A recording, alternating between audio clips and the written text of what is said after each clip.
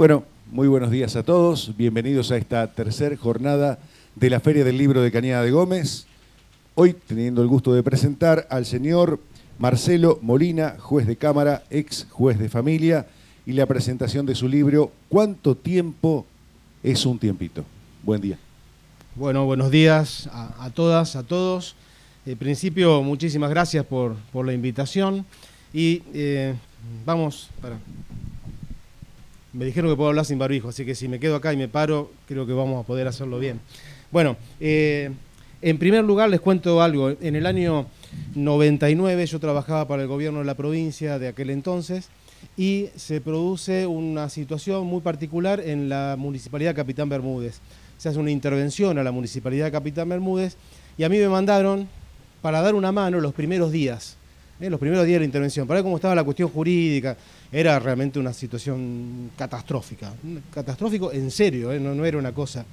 Y bueno, esos días que me quedé, los primeros tiempos, fueron 2 meses en realidad, los 15 días se transformaron en 2 meses, hubo un cambio de interventor y aparece como interventor nuevo un cañadense, Norberto Gustavo Paduán. Allá, bueno, me dicen, ¿por qué no colaborás con este muchacho? Yo no sabía, no lo conocía. Se colaborás con él unos días y después te volvés a Rosario, y esos días se transformaron en un total de 9 meses. 9 meses allá en Capitán Bermúdez. Ahí me reencontré con un compañero de estudios que era el Beto Frangi, que no sé si habrá llegado, me dijo que iba a pasar, pero hace esas cosas el Beto Frangi mintió siempre en forma alevosa, pero bueno, me lo encontré al Beto Frangi ahí en la Municipalidad de Capitán Bermúdez y empezamos a laburar. Y había un pibe. Nunca me reí tanto en la vida como con ese muchacho, Gabriel Ventura. Un tipazo. Un tipazo. Y esta porquería de mierda se lo llevó. Pero bueno, queda la risa. Nunca me reí tanto en la vida como con Gabriel Ventura en aquella época de Capitán Bermúdez. Y después eso me llevó a Carcarañá y conocí gente en Carcarañá. Y de antes la conocía a Estera, lo conocía a un montón de gente de acá de Cañada de Gómez. Y realmente después lo conocí a Horacio por otro lado, por el lado de tutoras. Y realmente es un gustazo, un gustazo. Carcarañá me llevó a conocer al Flaco Tonero, a toda la gente que labura ahí.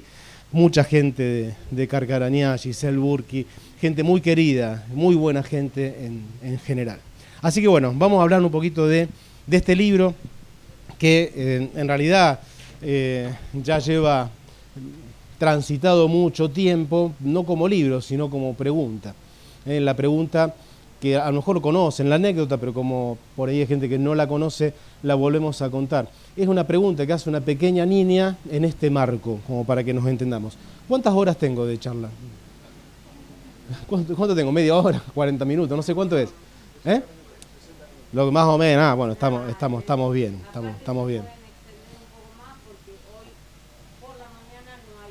Ah, perfecto. Entonces de las 4 o 5 de la tarde nos vamos y terminamos. Bien, cierto, mañana es el día esta es la semana del abogado. Ustedes saben que los que somos jueces y que yo ejercí 18 años la profesión, nunca dejamos de pertenecer al colegio de abogados. Tenemos la matrícula suspendida, no es que estamos dados de baja del colegio de abogados. Porque abogados seguimos siendo siempre, abogados somos todos nosotros. Yo sostengo esto, el derecho es una cosa que amo y que es mi pasión, pero que no es mío, digamos, no es ni mío, ni de los jueces, ni de los abogados, ni de los funcionarios. El derecho es de la gente. O sea, si el derecho no sirve pensado desde la gente, no sirve para nada. ¿Sí? No sirve para nada. O sea, si no es útil para la gente, no sirve. Es el regodeo de intelectuales. O sea, hacer cumplir el derecho por el derecho en sí mismo es tan solo eso, un regodeo de alguien que quiere hacer brillar su propio intelecto. Ahora vamos a contar un poco de qué se trata esto de la adopción, de la niñez, de este tipo de preguntas. Pero para que nos ubiquemos, es una pequeña niña que vino al despacho mío de juez de familia, que era un despacho muy chiquito, pero cuando hablo de muy chiquito, yo no sé si vos lo conociste, me parece que no. ¿Sí lo conociste? Era muy pequeño. Los jueces de familia en Rosario somos de A3, o sea, son tribunales. Y eran 3 despachos muy pequeños, pero el mío encima tenía ochava. Le habíamos echado un pedazo. Y entran 3 hermanitos, 2 nenas y un nene. Paréntesis, yo hablo en español como aprendí a hablar, digamos, no hablo lenguaje inclusivo. O sea, voy a tratar de usar plurales en general, pero no uso lenguaje inclusivo. Me van a entender, cuando quiero incluir, lo voy a remarcar, que voy a incluir cuando considero que hay una situación de exclusión. Entonces, vienen 3 hermanitos, 2 nenas y un nene. El más chiquito tenía 3 años, se pone a jugar allí en el piso. La más grande tenía 7, la del medio tenía 5. Era un proceso previo a la adopción, un ratito antes de la adopción, por decirlo de alguna forma. Y cuando yo empiezo a hablar y empiezo a decir una cosa, otra, vaya a saber qué estaba diciendo, ella me para y me dice, ¿vos sos el que nos va a buscar una mamá y un papá? A la mierda. Sí. La respuesta es sí.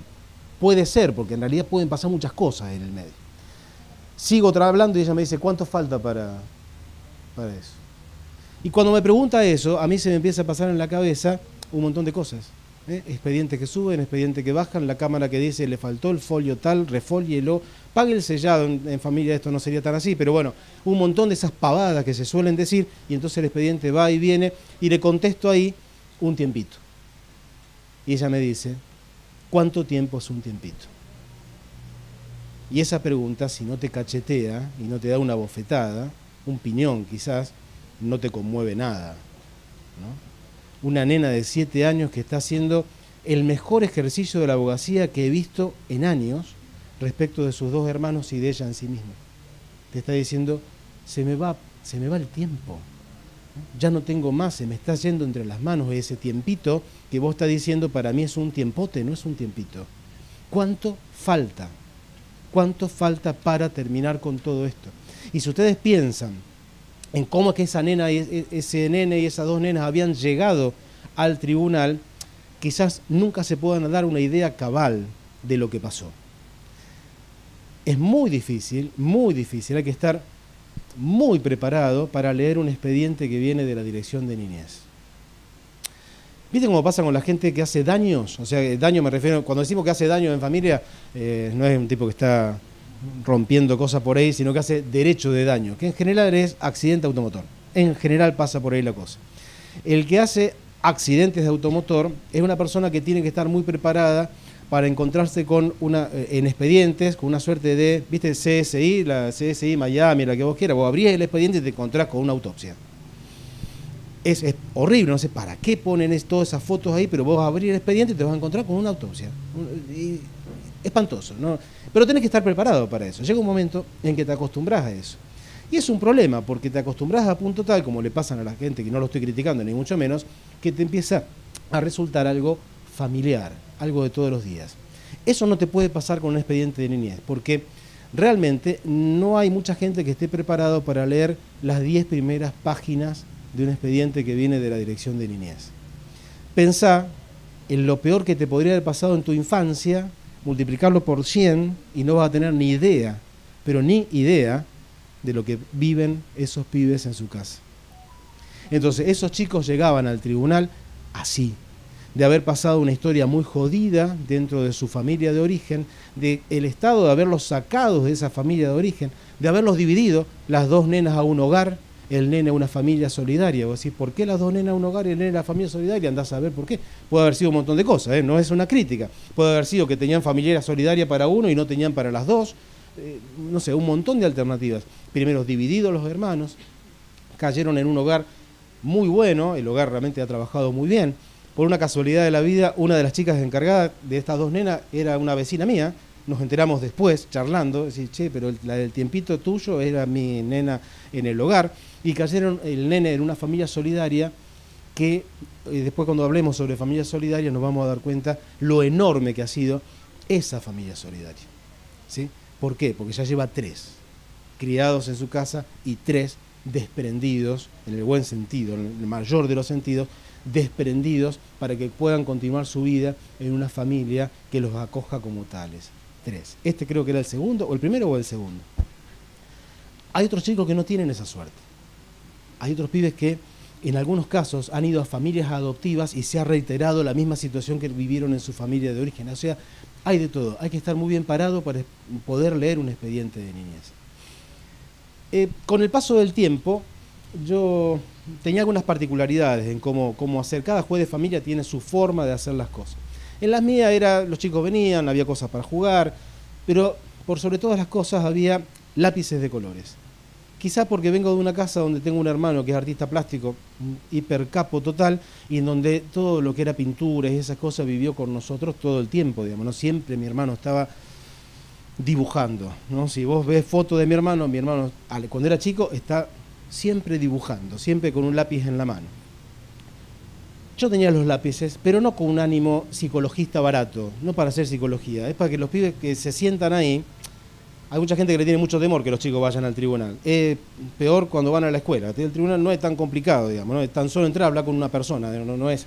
Pero para bajar un poquito los ánimos, que ellos tenían lápices de colores, para dibujar. Y las opciones eran, vos dibujás, si querés, lo que dibujás te lo llevás a tu casa, lo ponemos en una carpetita, o, si vos querés, lo pegás en la pared de la oficina. Con cinta scotch, sin clavos. Porque hay una reglamentación que dice que no se pueden clavar clavos en el tribunal. Entonces, pero bueno, cinta scotch por todos lados para que los pibes lo pusieran. Obviamente, ¿qué hacían todos? Dibujo, pum, voy y pego. ¿Sí? Eso es lo que hacían todos. Los tengo todos los dibujos, eso. En algunos casos las cosas no eran tan así. Hubo un caso de un nene, mayorcito, 15 años. La Dirección de Niñez es la autoridad administrativa que lleva adelante todas las acciones vinculadas con los derechos vulnerados de los niños, pero muy gravemente vulnerados. Había decidido sacarlo de su casa. Eso se llama medida excepcional. Esta charla les va a parecer un despelote, pero después termina cerrando. Cuando esta Dirección de Niñez, que es un organismo del Poder Ejecutivo, saca a un chico de su casa, eso se llama medida excepcional. ¿Por qué lo saca de su casa? Lo saca de su casa porque los adultos responsables han sido graves vulneradores de sus derechos. Y cuando hablamos de graves vulneradores de derechos, lo decimos totalmente en serio. Por ejemplo, como para que nos ubiquemos, chicos encerrados en una casa, no importa si es una casilla o lo que sea, durante mucho tiempo sin agua, por ejemplo, con una alimentación muy escasa. Chicos que han venido a un hospital con las piernas quebradas y al día siguiente con los brazos quebrados. Chicos nenas que han sido dadas por sus padres a ser violadas, por su padre y por su madre, regenteados por la abuela. Estamos hablando de esas situaciones, no estamos hablando de cualquier otra situación. Esas situaciones te derriban muchos mitos, como por ejemplo el mito de el instinto materno. Esa cosa de pensar de que la mujer, porque es mujer, primero porque es mujer tiene que ser madre, y porque es madre tiene un instinto que lleva a la preservación de sus hijos, un verso enorme. Tan solo con leer 3 expedientes de niñez o con quedarte 10 minutos en un juzgado de familia te vas a dar cuenta que eso no es cierto, no existe como tal. Es en esas situaciones las que llevan a la Dirección de Niñez a sacar un chico de su casa. A este vaguito lo habían sacado porque consumía drogas, porque estaba totalmente en la calle, porque no iba a la escuela, etcétera, etcétera, etcétera. Cuando la Dirección de Niñez hace eso, se lo tiene que comunicar al juez de familia. Esto hace ya 12 años que es así, pero sin embargo seguimos pensando que los jueces de familia, que Beatriz acá en Cañada es la que ordena sacar a los chicos por ahí. No, eso no es así. Es el Poder Ejecutivo el que hace eso. Se ordena sacar al chico, se lo comunica al juez para que el juez controle la legalidad de lo que está pasando. Bien. En el caso de este pibe, la Dirección de Niñez le había dicho al juez, lo saqué, y al poco tiempo le dijo, mira, está todo bien, volvió a la casa y volvió a la escuela. Genial.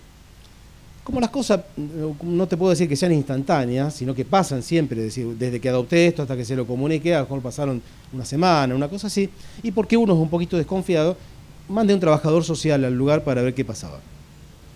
Bueno, el chico volvió un día a la casa y a la escuela volvió, a la mañana pasó y no volvió nunca más. Entonces pedimos escucharlo, que venga al tribunal a hablar. Y que lo escuchara una defensora general. La defensora general es esa persona que representa a todos y a cada uno de los chicos. Que lo escuchara primero porque para mí siempre es preferible una primera escucha por parte de un abogado antes del juez. El juez tiene que preservar un poquito su imparcialidad, digamos, ¿no? Si no se mete mucho. Bueno, lo empezó a escuchar Mari. Mari esa semana se jubilaba. ¿Cómo te puedo decir? ¿Te acordás de Maricín? Mari había sido secretaria de familia muchos años, y en ese tiempo era defensora durante muchos años. O sea, oído entrenado, piel hipercurtida. Mari lo empieza a escuchar, viene a hablar conmigo y me dice, mira, me parece que este pibe lo tenemos que escuchar juntos. Y si Mari Sin te decía a este pibe que escucharlo juntos, dale bolilla. Sabía de lo que hablaba. El vago entra, se sienta frente a nosotros, anda a saber qué pavada dijimos los adultos, él nos para y nos dice, disculpe, yo sé que usted quiere buscarme una familia, pero no se moleste, mi vida está acabada. Cuando el pibe dijo mi vida está acabada, yo la busqué a Mari con los ojos para ver qué hacíamos, y a Mari Sin se le caía una lágrima y dije, acá estamos complicados con esta respuesta.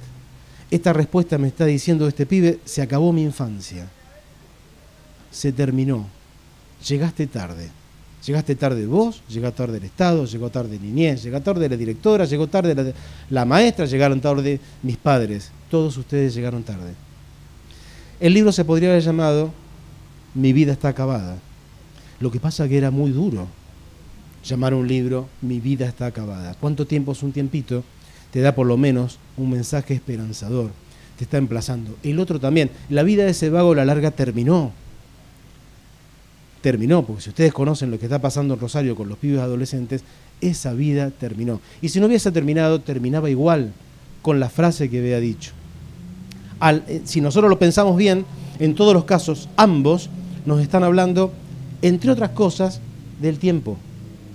De un tiempo que se va, de un tiempo que se diluye entre las manos y que es responsabilidad de los adultos y que si no llegamos a tiempo para preservar ese tiempo, se le terminó la infancia y se le terminó la adolescencia. Pero no a los 18 años como ponemos los abogados, decir, bueno, la mayoría de edad es a los 18 años. Que está bien, no hay otra forma de hacerlo, vos tenés que poner un límite, decir, bueno, a los 18 años dejaste de ser adolescente, pasaste a ser adulto. Todos sabemos que eso no es cierto, ¿no? Eso los que tenemos hijos adolescentes sabemos que se extiende hasta los 20, 30, 40. No termina nunca, pero sabemos que eso es así. Bueno, pero la vida de estos pibes termina antes. Yo puedo tener en mi casa un adolescente de 35 años, pero guarda, es una situación totalmente distinta de lo que estamos hablando, de lo que pasa con estos pibes. La infancia además tiene pequeños periodos que se van cumpliendo, ¿sí? Medio como diríamos los abogados, se devenga, precluye y no tiene vuelta para atrás.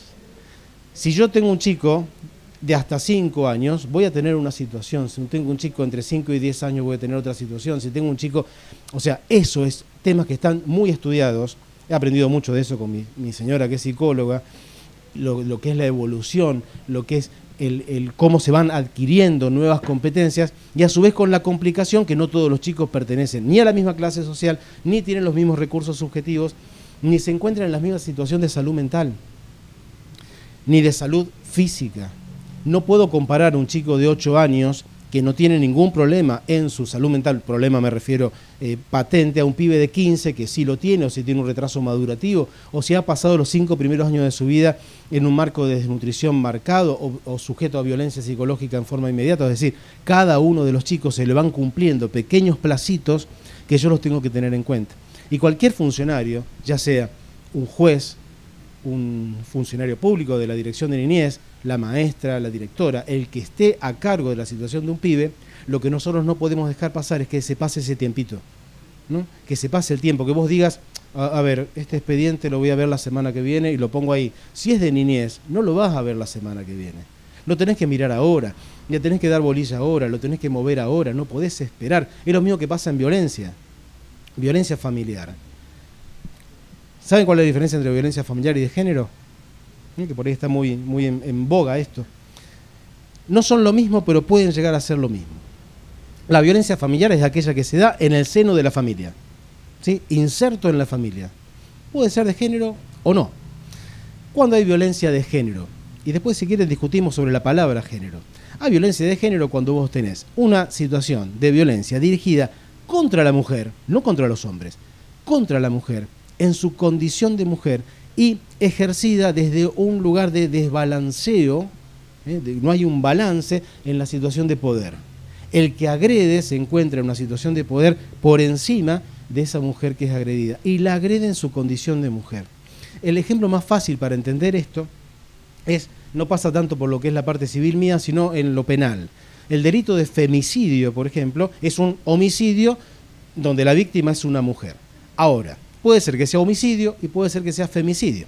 Si yo voy andando con mi auto, espero que nunca me pase una cosa por el estilo, y atropello una mujer que cruza la calle y desgraciadamente la maté, eso es un homicidio culposo, ¿no? Después se verá de qué se trata, pero es un homicidio. Pero yo no la maté porque era mujer. Si hubiera sido un hombre que cruzara, un niño se me cruzó adelante, no tuve esa intención. Si yo la maté porque era mía y porque era mi esposa, y porque ahí sí hay una cuestión de femicidio. La estoy matando en su condición de mujer. La maté porque era una prostituta. La estoy matando en su condición de mujer.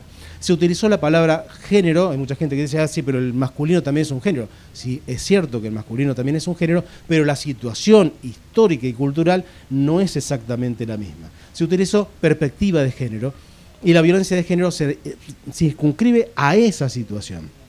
Eso no quiere decir que si hay una persona masculina que es golpeado en su casa o que es víctima de violencia no reciba la misma atención por parte del tribunal.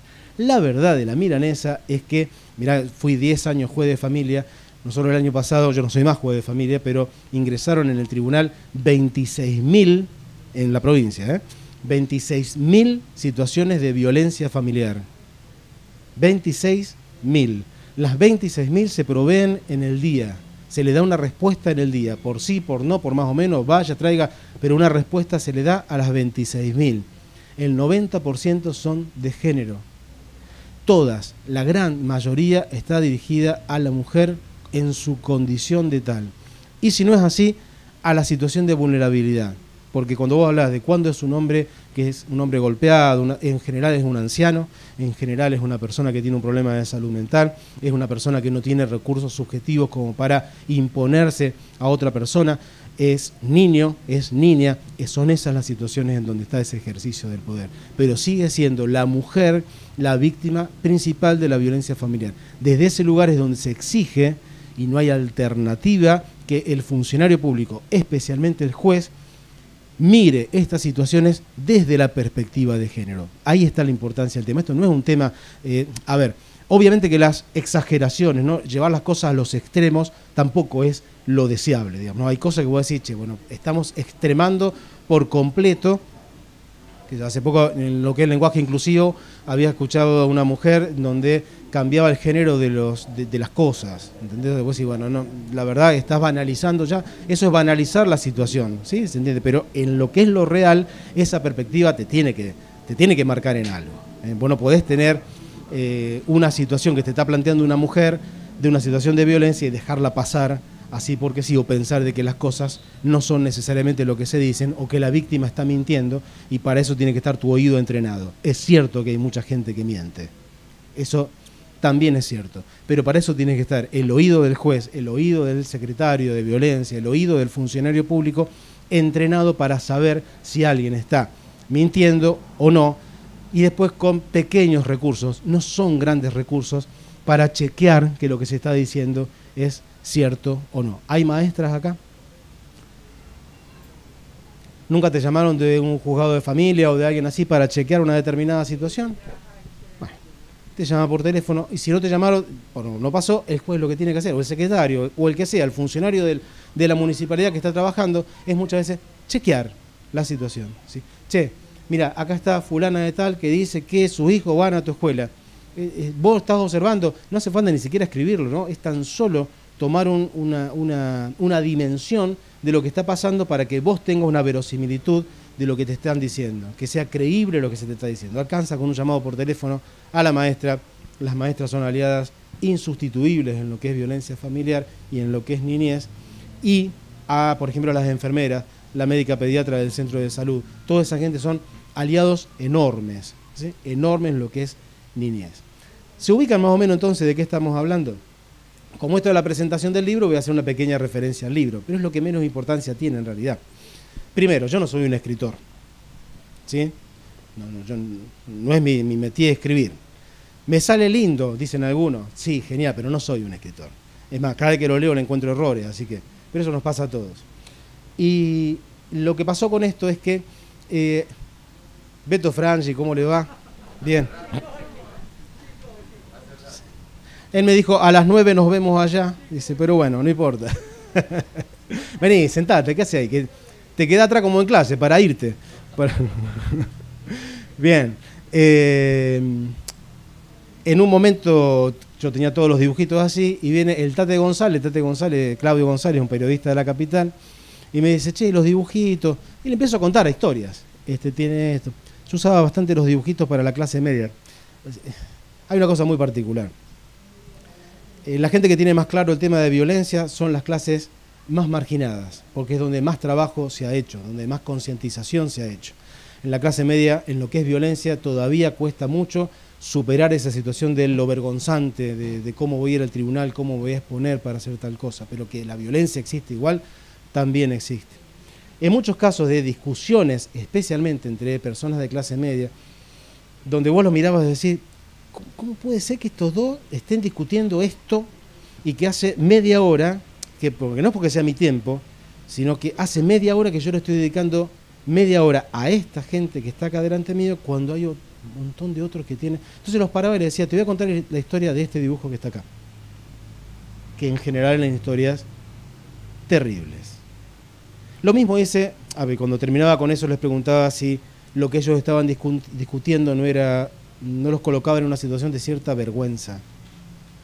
Discutir si te vas a ir a Punta del Este el día 28 de diciembre o si te vas a ir el 1 de enero y hacer de eso un proceso judicial y llevarlo a punto tal de tener que tener una audiencia ante un juez y seguir discutiendo lo mismo delante del juez respecto de si te vas a ir el 28 o si te vas a ir el 1 de enero, la verdad, no resiste el más mínimo análisis cuando hay gente con problemas en serio, serios. Ese problema, no digo que no sea serio, porque para ellos lo es, pero resolverlo de otro lugar. Tenés un montón de mecanismos para resolver, que es no llevar al juzgado, eso. Y lamentablemente tenemos un país en donde seguimos pensando que la justicia es gratis. Y no es gratis. No es gratis. Andá a Estados Unidos a plantear lo mismo y pagarle a un abogado lo que le tenés que pagar. Esos casos terminan pagando lo que, por lo menos conmigo, lo que tienen que pagar, lo máximo que se pueda. Porque hay otras alternativas que no es ir al tribunal. Vuelvo a los dibujitos. Entonces le digo al Tate, mira, le cuento a alguno. Dice, che, ¿por qué no hacemos una nota para La Capital y la publicamos? Cuando yo llegué a mi casa y al Tate, un tipo que aprecio, un periodista de aquellos, digo, no, yo las voy a escribir yo. Le voy a escribir yo. Voy a escribir 3 y se las voy a mandar. Se le mando 3 y le digo, una era, ¿cuánto tiempo es un tiempito? No se moleste, no se moleste, mi vida está acabada. Y otra de un nene, digo, le voy a mandar una que sea un poquito más alentadora, porque si no parecía algo, de un nene que estábamos hablando, yo usaba una mecánica que me parecía que estaba bien y después me di cuenta con que no estaba bien.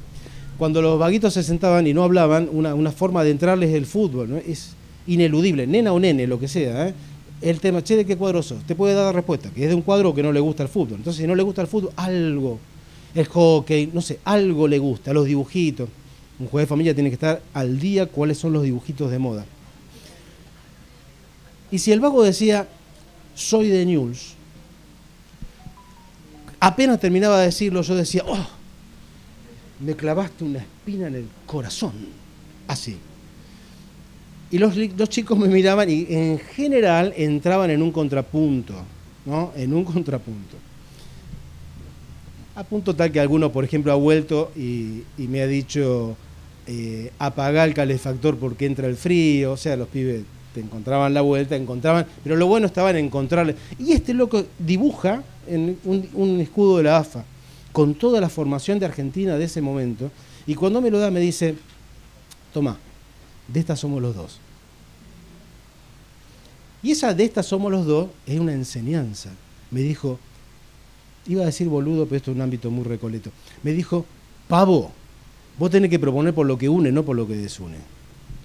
Vos tenés que proponer de otro lugar. ¿Qué es eso de estar diciendo, tac, me clavaste una espina en el corazón? ¿Se entiende?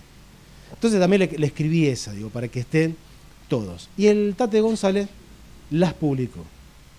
Yo decidí ponerlas en mi Facebook. Tenía en ese momento 30 amigos, si no sé si es una exageración, poner 30 amigos, en ese momento me parecía 30 amigos, en el Facebook, y les empecé a publicar. Y empecé a escribir otras, y otras más, y otras. Y empecé a escribir algunas de mi familia, de cuando yo era chico, sobre la base de una cosa que hemos charlado muchas veces, que es el de hurgar sobre la propia infancia para saber el por qué tomás ciertas decisiones. No por la decisión jurídica en sí mismo, por lo que corresponde o no corresponde, sino por qué vos tomás y te colocás ante determinada situación tomando cierta decisión y no otra. A ver, a nosotros nos pagan para aplicar el derecho, como los legisladores les pagan para legislar, pero no sobre la base de nuestras convicciones personales. No es la convicción personal la que juega. Si yo voy a legislar sobre la interrupción voluntaria del embarazo, no sirve de nada que diga tengo la convicción tal y en función de tal convicción legislo. No. Usted tiene que tener la convicción de la Constitución, de los valores de la Constitución, de los valores de los tratados de derechos humanos. Después legisle como quiera, pero no sobre la base de sus convicciones.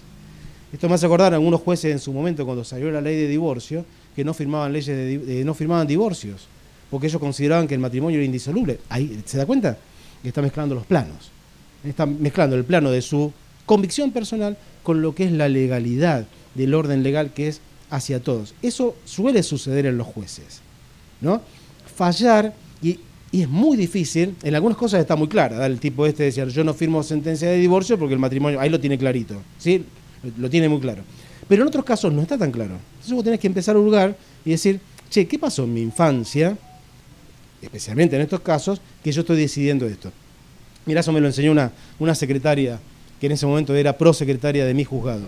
Yo tenía un tema ahí, bueno, un montón de temas que resolvía, y esta piba viene un día, porque era un juzgado la gente podía hablar bastante, me mira y yo había resuelto una cosa, y me dice, qué duro que sos vos con los padres, ¿eh? Cuando se fue dije, a la mierda, qué duro que soy yo con los padres. Si soy duro con los padres, algo tiene que haber pasado, porque no me está diciendo que estoy aplicando mal el derecho, me está diciendo que lo estoy haciendo de una forma dura, en una forma jodida. Eso es lo que me quiso decir cuando me dijo eso. Entonces empezar a pensar, decir, ¿yo estoy decidiendo eso porque yo soy jodido con los padres o estoy decidiendo esto porque estoy aplicando la ley como considero que tiene que ser aplicada para el caso concreto? De ahí empecé a escribir cosas de mi infancia y de mi facultad y en un momento tenía un montón de escrititos y varios me dijeron, che, ¿por qué no hacer un libro respecto de esto?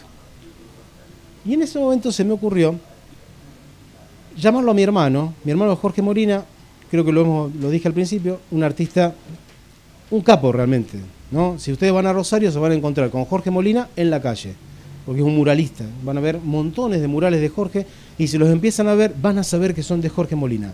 No hay tutía, digamos, ¿no? O sea, son muy claramente identificables, son de Jorge Molina. Con Jorge siempre estuvimos como las antípodas, ¿no? Yo abogado, él artista plástico. Los dos militamos en el peronismo, él en un peronismo, yo en otro. O sea, no estábamos siempre por el mismo andarivel, digamos, las cosas no pasaban por el mismo lado.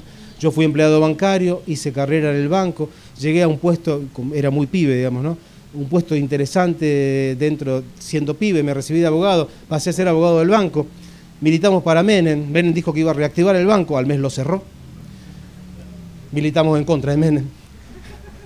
Menem puso un retiro voluntario, se fueron todos los viejos gremialistas que había que designar un abogado gremialista, un delegado gremial. Yo estaba parado así, todos retrocedieron, quedé solo, delegado gremial, digamos, ¿no? Con 20 y pico de años. Bueno, tenía esa vida que pasaba por ahí. Mi hermano dibujaba. Tenía con su esposa, con su hija, tenían un Renault 6 rojo muy destartalado que se llamaba El Carrotango y andaban por Buenos Aires andando y mi ex cuñada cantaba y mi hermano dibujaba y esa era su vida, ¿no? Mientras yo era delegado gremial, o sea, parecía que estuviéramos por dos senderos absolutamente distintos. Entonces lo llamé y le dije, escuchame una cosa, tengo esto que me parece muy lindo, ¿por qué no le pones las ilustraciones? Y hacemos algo los dos juntos. Es más, mi idea era que el libro fuera Marcelo Molina y Jorge Molina. Pero como además mi hermano es diseñador de libros, él lo diseñó y no se incluyó, quedó mi nombre solamente, quedó Marcelo Molina y ilustrador Jorge Molina, porque por otra parte después me enteré que es lo que corresponde, que qué sé yo, no sé. Bueno, esa fue la idea, y así salió el libro, la primera edición del libro. Con el paso del tiempo la amplié, y como yo daba estas charlas las he dado por toda la provincia, y en general terminaba haciendo una especie de, no de actuación, sino de representación de lo que había pasado, se me ocurrió en 2019, en enero de 2019, en vacaciones, cosa que mi señora puede dar cuenta de lo interesante que fueron esas vacaciones en mi casa, escribir una obra de teatro. Entonces me senté con Julieta, con los chicos, digo, mire, yo tengo esta idea, escribir una obra de teatro.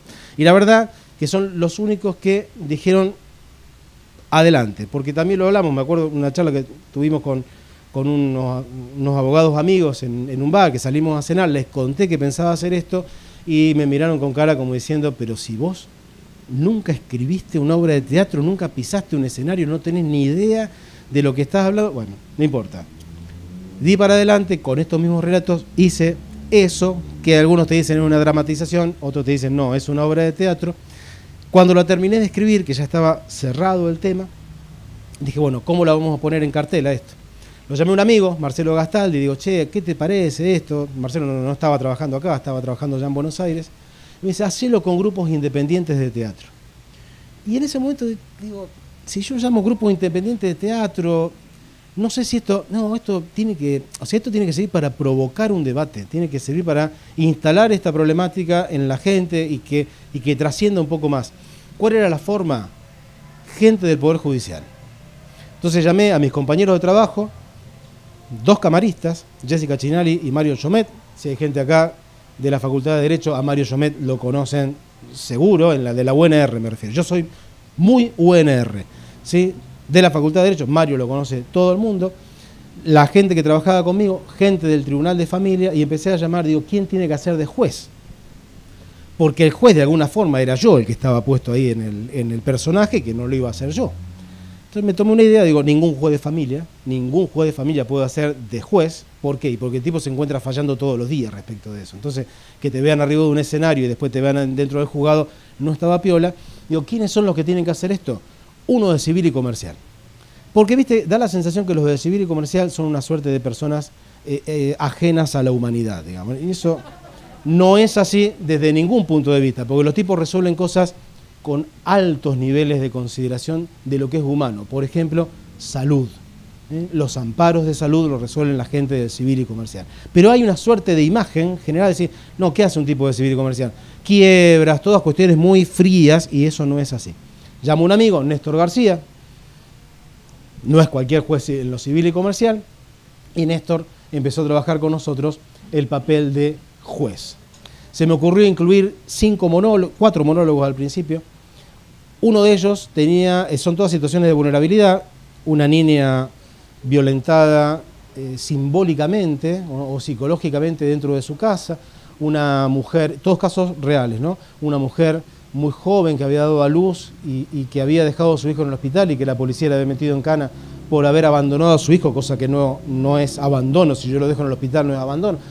Y se me ocurrió poner una situación un poco modificada ahí sí, porque había escuchado un caso en donde una pareja homosexual, uno de ellos decide hacer el cambio de género que se puede hacer y a su vez llevar a su cuerpo ese cambio, hacer una vasectomía, todo lo que tenía que hacer, y cuando se lo expone a su marido, no sé si era el marido, si era o la pareja le dice, yo me quise casar con un hombre y no con una mujer, y en ese momento la abandona y pide el divorcio. A mí se me ocurrió en ese caso ir un poco más allá y decir, no, había una situación de violencia, con lo cual uno de los monólogos es eso, es una mujer transgénero que está diciendo esto que le está pasando como una situación de violencia, y ahí se me ocurrió llamar, porque era el más complicado de hacer ese rol de gente que no son actores, lo van a conocer, la gente que hace derecho, Eduardo Oroño. Eduardo Oroño fue juez de Civil 10 durante muchísimo tiempo y se había jubilado recientemente.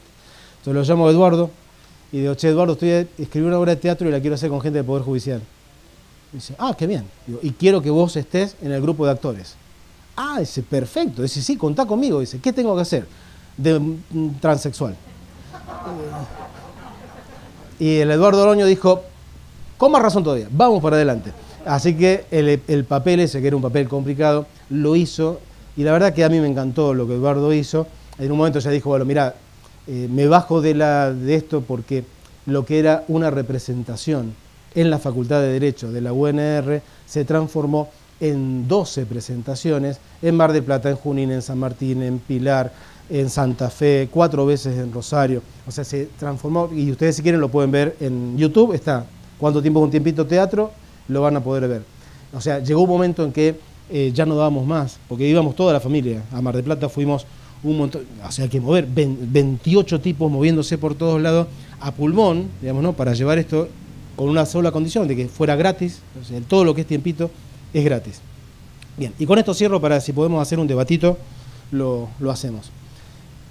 En la última del tiempito es lo que vamos a presentar el 30 de septiembre, si todo sale bien, en la Facultad de Derecho de la UNR, en el patio de la facultad. Se me ocurrió hacer un libro, que también, sí llevó más tiempo, esto hace que lo estoy escribiendo desde octubre del año pasado, un libro en donde podamos explicar el derecho de familia, que cuando digo derecho de familia hablo de lo tradicional, matrimonio, divorcio, filiación, alimentos, cuidado personal, a ese derecho de familia me refiero. Más niñez, que es lo que hablamos recién, ¿sí? Medidas de protección integral, excepcional, hasta llegar a la situación de adoptabilidad. Más salud mental, porque los jueces de familia además tienen a su cargo las restricciones a la capacidad y las internaciones involuntarias por problemas de salud mental, que eso daría para una charla para desmitificar todas las pavadas que se dijeron con Chano respecto de la ley de salud mental. La mayor parte de la gente habló sobre ese tema del mismo modo que hablaba sobre la ley de aborto. Todos te hablaban, yo no me olvido nunca. No estoy hablando ni a favor ni en contra, pero por ejemplo, en un auditorio con hablábamos sobre la ley cuando se debatía y uno decía, bueno, genial, ¿vos qué opinás? Yo estoy en contra porque en realidad, y vos no sé qué, y usted, no, yo estoy en contra por tal cosa, y vos le decías, bueno, genial, de todo lo que está acá, ¿cuántos leyeron el proyecto de ley? Nadie. Con la ley de salud mental pasaba exactamente lo mismo. Todos opinamos hace un mes sobre la ley de salud mental y el 99% no tenía ni noción de lo que decía la ley de salud mental, incluido algunos magistrados no de la provincia que escuché hablar sobre la ley de salud mental y no tenían ni idea de lo que realmente decía la ley de salud mental. Entonces, familia, niñez, salud mental, violencia familiar y violencia de género, explicados como en una charla de café, sin ningún tipo de referencia, ni jurisprudencial, ni ningún fallo, ni ningún doctrinario, abogado que esté dando vueltas por ahí, tan solo incluí los números de los artículos a los cuales me refiero y nada más que eso como una cuestión de referencia. El librito que iba a ser un librito se transformó en un libro de 480 páginas porque en un momento dije, bueno, vamos con todo, vamos para todo lo que es el derecho, también lo que es patrimonial, matrimonial, o sea, lo que es sociedad conyugal, como le decíamos antes, que es muy aburrido y muy denso, pero dije, bueno, lo pongo igual porque a la gente esto también le va a interesar. Y lo hice con esta mecánica. Para mí el proyecto del tiempito es muy personal, ¿no? Porque el libro lo escribo yo y las cosas las escribo yo, pero también es comunitario. O sea, para mí las cosas se entienden así, se entienden en el marco de lo que es la comunidad. Sí, es para la gente, si no, reitero, no sirve. Se me ocurrió llamar a 6 compañeros de trabajo, todos chicos de 30 años que están trabajando en los tribunales de familia. Yo hace 4 años que no estoy en un tribunal de familia. Y decirles, bueno, miren, vamos a hacer esto. Yo escribo un capítulo, se los doy. Ustedes lo tienen que destrozar. En su casa lo tienen que destrozar, le tienen que encontrar errores formales desde ya, errores sustanciales, cosas con las cuales no estén de acuerdo. Decir, esto está equivocado. O sea, hacer un debate horizontal.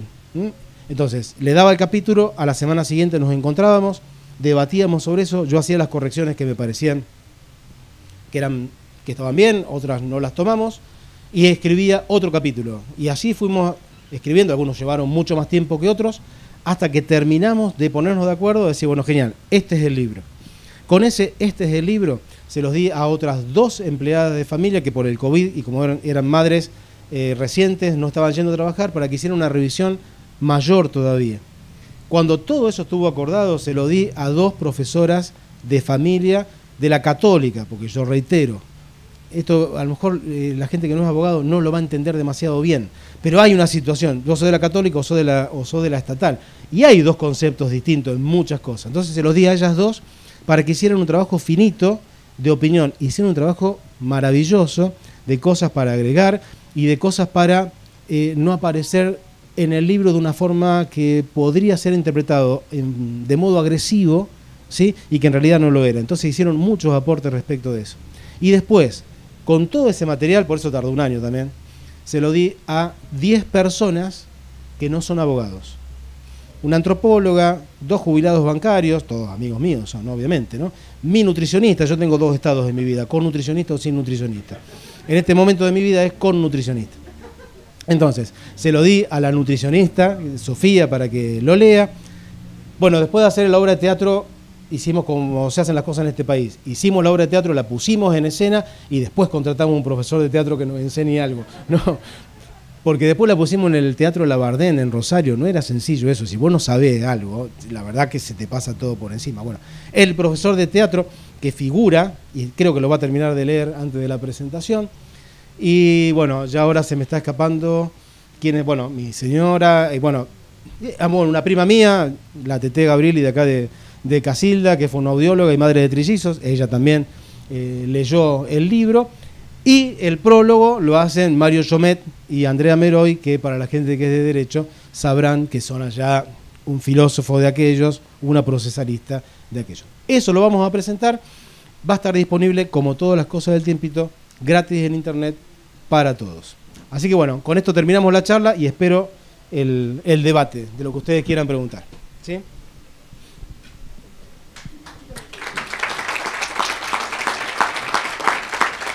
¿Vos te encargás de eso?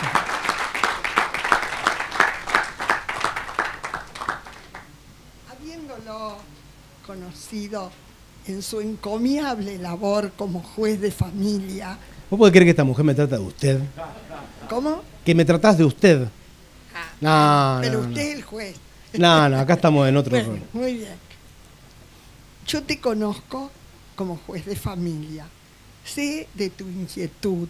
Todo lo que transmitiste hoy, lo transmitías en el ejercicio de tu cargo. Estás en una sala civil y comercial. Estoy segura que los asuntos de familia que llegan a esa sala son tratados con tu sapiencia y tu... Yo diría que además del derecho, que lo conoces exactamente, el humanismo que le pones en tus fallos y en tu trato con la gente que llega al juzgado por algún problema de índole familiar. ¿Estás contento en la cuestión de juez, de la Cámara? ¿O querrías volver, añorás un poco todo eso que pudiste hacer en el juzgado de familia? No, ni que me mates vuelvo al juzgado de familia. Ahora te voy a contestar. Primero, si yo no hubiera sido juez, me hubiera gustado ser árbitro de fútbol, referí, inspector de tránsito, alguna cosa vinculada a tomar decisiones. Yo me formé en la abogacía para hacer esto. Tuve que ejercer 18 años la profesión porque había que hacer algo, digamos, ¿no? Siempre tuve una inserción en lo que es lo social, digamos, ¿no? Yo no soy de los jueces que temen decir cuáles son sus orígenes políticos. Yo milité en el peronismo, desde el momento que pasé a ser juez, eso se terminó. Es más, toda mi carrera de juez de familia lo hice con el socialismo y tengo realmente los mejores recuerdos de mucha gente de es todo lo mismo, digamos. Para mí, y cuando estaba en la función pública desde el peronismo, exactamente igual. Exactamente igual. Para mí las cosas no tienen que ver de dónde vos venís, sino que la gente es gente. Y tiene problemas. Es más, mucha gente del peronismo, cuando presentamos El Tiempito, hay un video que se llama El Tiempito narrado por periodistas. Uno de las personas que narra es el Turco Lotuf, con el cual somos amigos. Y entonces un amigo dice, ¿cómo pusiste a una persona que tiene un gorila? No tiene nada que ver con nada eso, es persona, es un amigo. Y por otra parte, los niños, la niñez y los derechos no reconocen cuestiones partidarias. ¿De qué estamos hablando? Eso es una pavada. ¿Se entiende? O sea, vos eso lo partís desde tu posicionamiento hacia cómo entendés la sociedad. Yo la entiendo así. Esto es, por ejemplo, esto es para todo. ¿Por qué para todo? No es una cuestión de rédito. Como juez de familia yo creo que uno tiene un tiempo. Fueron 10 años. Más 18 antes, como abogado, vos lo sabés muy bien. Porque la señora que está hablando fue la primera decana de Derecho de la Democracia en el año 73. ¿No? O sea, no estamos hablando de cualquier persona que no tiene una trayectoria en lo que tiene que ver con la militancia. Estar en una municipalidad, o sea, yo estuve 4 años en Carcarañá, más 1 año en Bermúdez, y estuve 2 años en el Ministerio de Educación, implica necesariamente un contacto cotidiano con la gente y los problemas más profundos de cada una de las personas. ¿Qué puede pasar? Porque no consigue el certificado analítico, que es un problema, y vos decís, qué pavada está diciendo. A cualquiera de ustedes le habrá pasado a las cosas más complicadas, de las que se te puedan ocurrir en una municipalidad. ¿Hay algún abogado de municipalidad acá? Buah. En una municipalidad, vos estás en Carcarañá ahora. Con el barbijo no te conocía, pero ahora ya me doy cuenta quién sos. Hay que estar ahí, ¿eh? Hay que ser intendente municipal en una ciudad chica. Vos podés pensar lo que vos quieras. Hay que ser Jorge Tonero en Carcarañá en ese tiempo y tratar de salir a comer un día a un restaurante, digamos. No, o sea, hay que ser abogado de una municipalidad para ver la cantidad de cosas. Bueno, eso yo lo hice durante 18 años, más 10 años de juez de familia. La Cámara te da otra perspectiva. O sea, la Cámara, para que nos entendamos, el juez de primera instancia es ese que vos vas a ver en forma cotidiana, el que te va a hacer el divorcio, el que te va a hacer la cuestión de violencia, el que va a establecer la cuota alimentaria, ese con el cual vos vas a lidiar en forma permanente. Acá en Cañada, Beatriz Fabret en lo que es el juzgado de familia. Si vos no estás de acuerdo con lo que Beatriz dice o con cualquiera de los jueces de primera instancia dice, podés pedir que te lo revise la Cámara de Apelación. Eso es un camarista. Revisamos lo que los jueces hacen. Es un trabajo mucho más tranquilo. A ver, cuando yo pasé de Familia 5 a la Cámara, el pobre empleado que trabaja conmigo creo que sufrió durante 6 meses porque yo, no, y es literal, no sabía dónde ponerme. Caminaba toda la mañana porque es una biblioteca la Cámara. O sea, la Cámara sos vos y el expediente y estudiar revisando lo que hizo otro. ¿Sí? Pero no tenés el contacto con la gente, no tenés el contacto con los abogados, no tenés el contacto con esa cosa de la urgencia, que vos estás sentado. Si ustedes miran la obra de teatro, les aseguro, es exactamente así. Vos estás sentado y entra gente en forma permanente, la secretaria de violencia, entra este, entra aquel, hay un niño, hay un tipo que te quiere matar. Hay una escena que es cierta, la escena, o sea, viene la empleada y me dice, escúchame, hay un señor en la mesa de entrada que dice que te viene a matar. Y vos tenés que lidiar con esa situación y ver cómo superás esa situación. Si hay maestras acá me van a entender, te pasa todo el tiempo eso, ¿no? Vos estás dando clase y sabés que hay un nene que le pasa tal cosa. Bueno, la única gran diferencia es que el juez de familia especialmente, decisiones permanentes durante toda la mañana sobre la vida de los demás. Vos la estás tomando también en forma permanente, pero lo tenés acotado ahí, son esos chicos que tenés. El otro tiene eso todo el día. A los 10 años creo que es suficiente. Y uno desde la Cámara puede hacer otra cosa. Primero, desmitificar esta cosa que lo que es comercial, civil, etcétera, etcétera, no tiene esa perspectiva de lo pragmático y del arreglo de la cosa. Debo ser el camarista que más audiencias toma. Audiencias, no te digo para todo, pero para mucho, en una quiebra no, pero en lo que es consumidor, derechos civiles, salud, mucha audiencia. Y la audiencia te da otra perspectiva, para que nos entendamos. Apenas asumí como camarista, tenía que resolver un amparo. Un amparo es un recurso que se presenta para lograr una solución urgente ante una negativa, por decirlo así. Me están grabando la gente que hace amparo, no me mate, pero para que se entienda, lograr una solución rápida ante algo que eminentemente es injusto y que no te lo da el Estado o un privado, el que sea. En este caso he presentado un recurso de amparo a un muchacho que tenía psoriasis, y que la obra social le cubría tan solo un porcentaje del medicamento que él necesitaba y no lo podía pagar.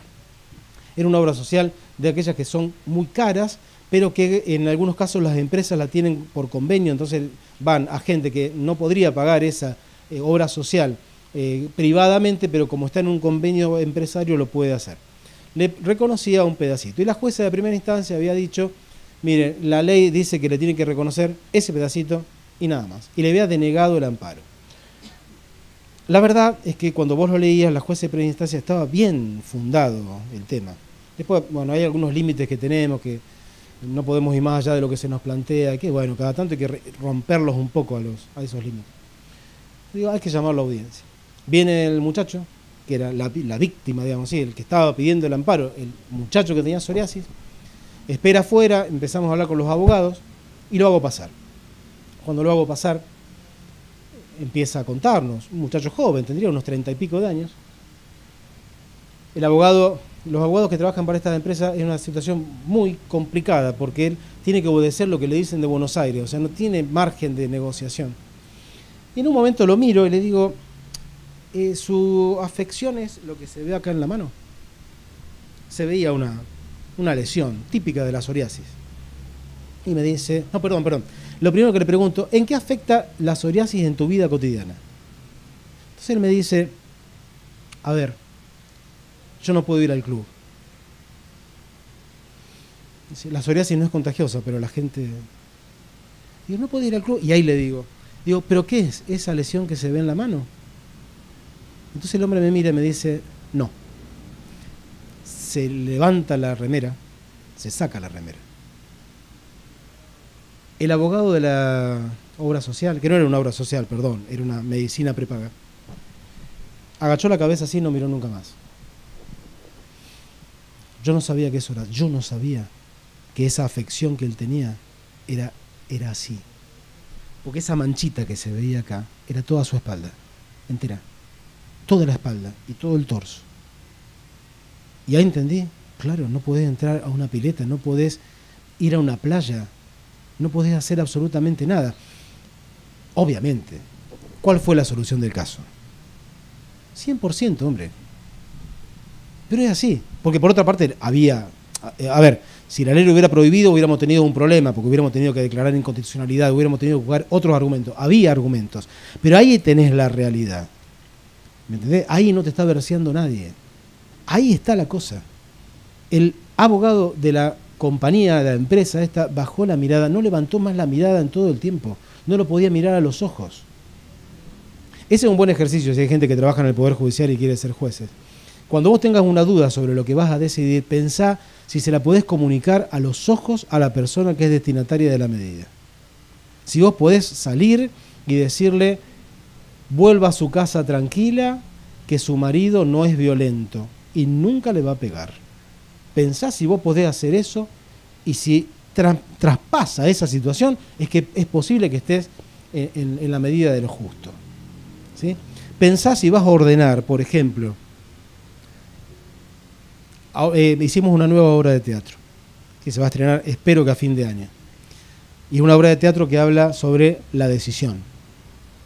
La decisión y el juez. Había un autor que decía que no hay momento de mayor soledad que el juez y su virome, cuando tiene que firmar. Porque ahí es como decir, creo que fue Bonavena, era Beto el que decía, cuando entras al ring y suena la campana, hasta el banquito te sacan. Era Bonavena, ¿no?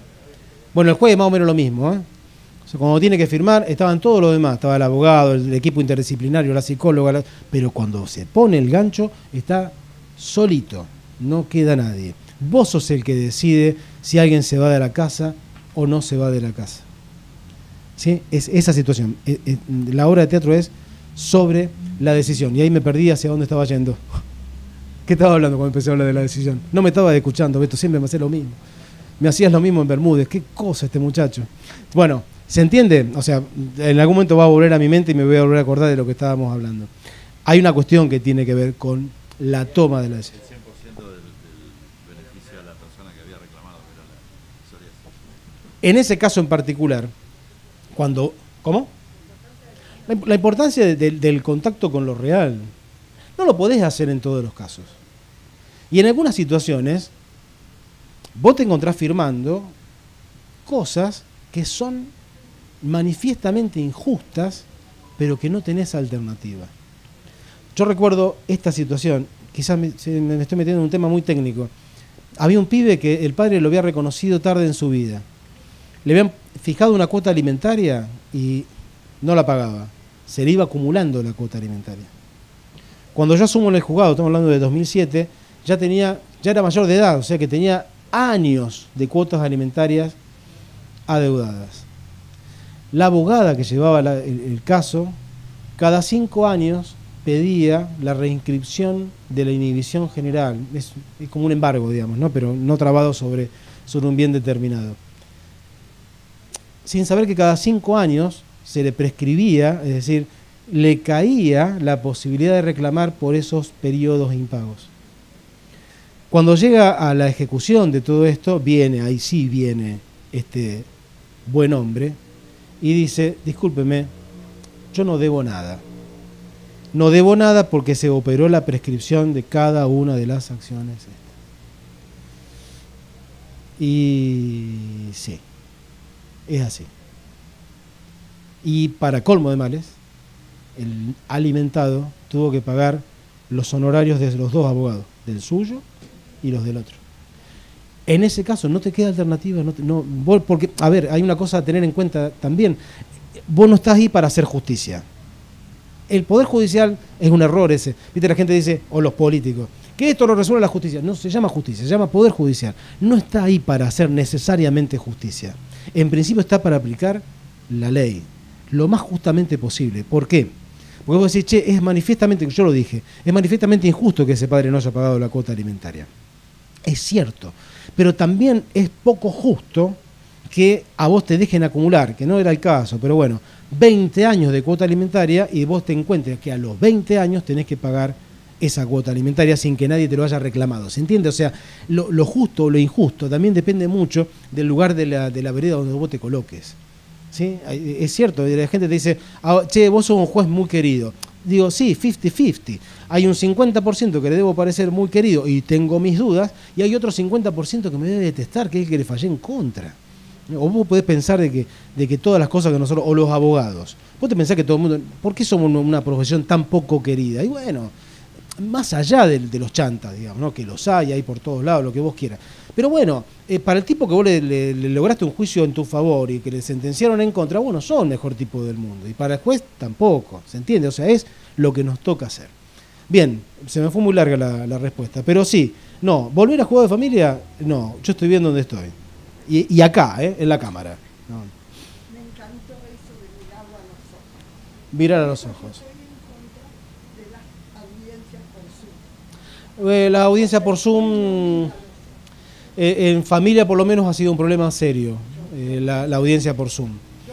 Es más, yo hice una sola, pero era el momento más crítico de la pandemia, realmente, viste que fue un momento muy cerrado, y cuando en un momento le dije a todas las partes, discúlpenme, esto no puede continuar, a los chicos yo lo voy a escuchar cuando se levante la pandemia, aguanten.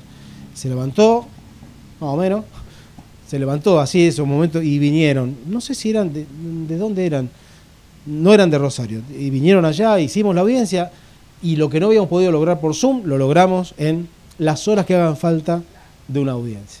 Sí, el mirar a los ojos, fundamental. ¿Preguntas? Mirá, ahí dale.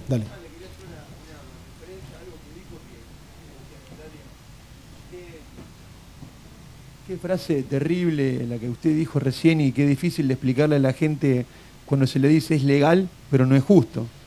Creo que es lo más difícil que me tocó en la profesión, explicarle a un cliente eso que usted dijo tan claro y tan duro, ¿no? Sí. Para eso tenés muy clarito la situación de los jueces penales. El juez penal tiene que trabajar con un sistema muy rígido. El delito es o no es. Mejor dicho, está probado o no está probado. Esto lo ves muy claramente en las series. Y en las series la gente lo entiende. Cuando va a la realidad nuestra, la gente ya deja de entenderlo. Entonces vos te encontrás, recuerdo un caso muy terrible, de unas violaciones que había habido, en donde los jueces declararon la nulidad de todo lo actuado, cuando se esperaba una condena a 30 años y 25 latigazos. Todo el mundo, los medios incluidos, y pensaban y esperaban esa condena. Y los jueces salieron y dijeron nulidad de todo lo actuado. Y ahí vos te la tenés que bancar como juez. ¿Por qué? Porque van a decir que sos un corrupto, que te pagaron, que no sabes nada, que no vivís en la realidad, etcétera, etcétera, etcétera. Y cuando, no, porque además son todos amigos, cuando nos hemos sentado, es decir, che, encima era un caso muy cercano a familia y a niñez. ¿qué pasó? Dice, bueno, mira, esto pasó. Esto es inadmisible, esto es inadmisible, esto es inadmisible. Hay que volver a juzgar. Dice, no es que va a quedar impune. Hay que volver a juzgar porque se cometieron todos estos errores. Porque, ahora invento, porque el juez dijo, te condeno porque te condeno. Y eso no va. Entonces, hay ciertas cosas que uno tiene que poner en la balanza, cuál es el derecho más gravemente afectado. Y hay veces que vos decís, el derecho de defensa en juicio también tiene garantía constitucional y hay que hacerlo cumplir. Muchas veces vos te vas a encontrar, y lo ves en las películas, yo a lo mejor me estoy equivocando de película, pero cuando yo era chico mi mamá miraba siempre una película cuando la daban, que era La que no quería morir, o algo así se llamaba, que era una mujer que la condenaban a muerte pero era inocente. ¿Sí? Si lo pensamos al revés, vos podés encontrar un tipo que todos pensemos que es hiperculpable, pero que si no se logra probar, no lo es. Y el juez va a tener que firmar una sentencia que diga, este tipo es inocente. Los yanquis usan no culpable, no inocente. Dicen, este no es culpable, no es lo mismo decir que inocente que no es culpable, y lo vas a tener que firmar aun cuando vos tengas la convicción personal, nuevamente con lo mismo, de que el tipo es culpable. ¿Sí? Mirá, hace poco había un accidente de tránsito con un resultado fatal. Una chica que cruzaba con una moto, iba en un delivery, cruza un paso a nivel y el tren la atropella. En realidad no muere por el atropellamiento del tren, sino porque se pierde el equilibrio, cae en esa fosa, viste que hay muchas veces, cae ahí y muere en esa situación.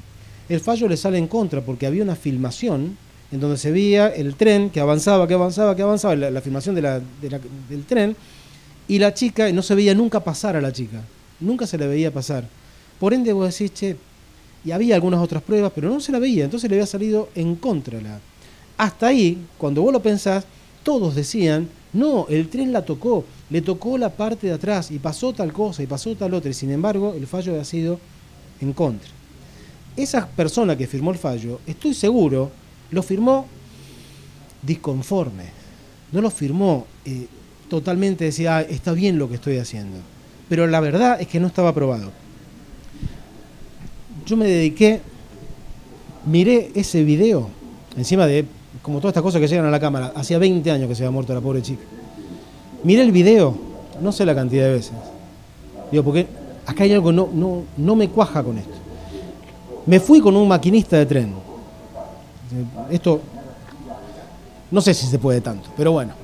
Me fui con un maquinista de tren, pero no con el video, sino, digo, contame cómo era cuando vos te subías al bicho ese. Que, bueno, dice, él no era maquinista, hay uno que se llama ayudante, no sé, como el tema, hay uno que es el que lleva la máquina y otro que va al lado. Me dice, yo soy el que va al lado, el asistente, decirle así, no sé. Dice, el que va, dice, ¿y cómo ves vos la...? Dice, bueno, vos tenés una perspectiva así, mirás para tal lado, mirás para el otro, las señales, todo un mundo que uno desconoce, decir, esto... Hasta que me explicó absolutamente todo. Entonces ahí, con toda esa cosa de volver a ver, volví a mirar el video. Y lo pasé fotograma, no sé si se llamarán así, cuando teníamos los Super 8 eran los fotogramas, fotograma por fotograma, hasta que en uno de los fotogramas se veía la luz de la moto. O sea, era de noche, vos venís con la moto, hace una proyección de luz. Se veía la luz de la moto. O sea que la moto estaba. Más la declaración del que era el asistente que estaba al lado, que dijo que él había visto venir la moto. Por ende, si el que estaba al lado va a la derecha y la moto venía de la derecha, él vio venir la moto. Esa luz era la luz de la moto. Empezó a cambiar la cosa. Para mí, ahí está la función del juez. No se puede quedar tan solo con lo primero que tiene a la vista. No estoy criticando al que haya firmado el otro, porque te digo la verdad, lo vi no menos de 15 veces al video para encontrar y decir, acá estaba, con un marco situacional. ¿Sí? Hay veces que eso se puede, hay veces que eso no se puede. Y si no se puede, porque la ley te lo impide, vos vas a tener que controlar si esa ley es constitucional, no hablo de justa, si es constitucional o no es constitucional para el caso concreto. Y si no es constitucional, poné el gancho y adelante. A la larga no te pagan para ser popular, te pagan para hacer cumplir las cosas. ¿Preguntas? Sí.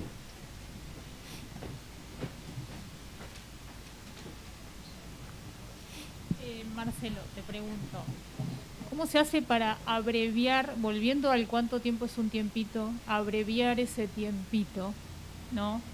Yo trabajo en el hogar de la niña de acá de Cañada de Gómez, y esos tiempitos, por ejemplo, en este momento hay tiempitos de 4 años. Sí, a ver, yo te voy a responder muy sencillamente, con dos cosas. Primero, cuando presentamos el tiempito la primera vez, hacíamos una pregunta, hicimos un video, se le preguntaba a la gente cuánto tiempo es un tiempito. Y se le preguntó a algunos niños, sin mostrar las imágenes, porque eso hay que ser muy claro, Sí, sí. sin imágenes, sin nombres. Y a un nene se le preguntó cuánto tiempo es un tiempito y él dijo, es un tiempo chiquito. Por eso. La única forma de hacer esto es laburando. ¿Sí? Culo en silla para lo que somos jueces y esas cosas, y muchas horas de laburo. Ya te digo, hay situaciones No hay- que hoy por hoy llevan 4 años alojadas, Sí. crecieron, ingresaron chiquititas. Te reitero, no hay alternativa. Es trabajando. Trabajando con los recursos que te da el Estado. Y la verdad que ahí, si nosotros queremos tener una acción en niñez buena, con todo lo que vos quieres, cumplir con esa ley, hay que darle recursos al Estado para que pueda tener gente que trabaje en niñez. Más que en la dirección de niñez, que es el segundo nivel, que labure en la municipalidad, que labure en la escuela, que labure en el centro de salud, para prevenir que ese chico no llegue al hogar. Lo que tenemos que lograr es que ese chico no llegue al hogar. Si está en el hogar, hay que trabajar mucho para que ese chico salga del hogar. La primera cosa, laburar con la familia de origen, cosa que se hace poco y nada. Y después tomar una decisión. Hay un momento en que hay que agarrar una gran tijera y Totalmente. decir, se terminó la revinculación con tu familia de origen porque no lo vamos a lograr y porque nosotros no somos culpables de los problemas que vos tuviste en tu infancia. Lo lamento, porque realmente da... A ver, lamentablemente en la infancia de ese vulnerador no hubo un tipo que cortó. Exacto. Y se siguió vulnerando sus derechos y este repite lo que le pasó en su infancia. Entonces, en un momento hay que cortar. Lo que no quiere decir cortar todos los lazos, que esa es una diferencia. En algún momento alguien tiene que decir, hasta acá llegamos, no pueden ser 4 años. Y en algunos casos vos tenés que ser consciente que no lo vas a lograr ni ahí. Y digo esto. Muchas veces te preguntan, especialmente el periodismo, por qué se tarda tanto en las adopciones. Y te lo preguntan desde este lugar. ¿Por qué la familia adoptiva tiene que esperar tanto tiempo para adoptar? Y esa es una pregunta equivocada. Ujú. Porque la familia adoptiva quizá espere toda su vida y nunca sea familia adoptiva. Piénsenlo así. Si el 100% de las mujeres de este país pudieran criar a sus hijos, no habría adopción. ¿O no? Si todas las mujeres, y los hombres, pero especialmente las mujeres, pudieran criar a sus hijos, no habría adopción.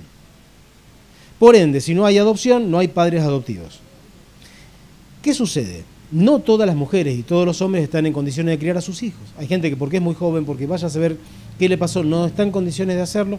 Hay gente que por las perversiones más terribles que se te puedan ocurrir, no está en condiciones de hacerlo. Ahí aparece la adopción, pero como un derecho del chico a que alguien lo adopte.